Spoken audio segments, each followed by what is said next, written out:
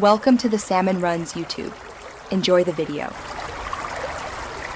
You start by confirming the essentials: the Opensearch endpoint, port, and a user with dashboard privileges. Once authenticated, make sure cores and security roles allow dashboard access, otherwise you will see connection errors. Then open the Opensearch Dashboard's URL and sign in with the account you prepared. Once done, pick or create the index pattern that matches your logs or metrics so you can immediately query and visualize data without delay. Now you focus on extracting insights.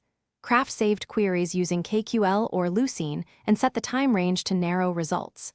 Next, create visualizations, bar, line, pie, or metric, by selecting aggregations like count, AVG, sum, and terms. Once your visuals return expected results, add them to a dashboard and arrange panels for clarity. Make sure to set auto-refresh and absolute or relative time settings. This keeps charts live and can finish by saving and versioning your dashboard so you can revert changes, export the JSON as a backup. Then share it using a snapshot, PDF export, or a generated link while ensuring role-based access controls are in place.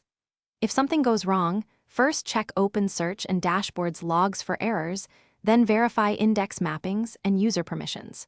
If visualizations show no data, confirm the index pattern and time window. Most fixes are that simple, so start there. Thanks for watching. Consider subscribing if we helped you.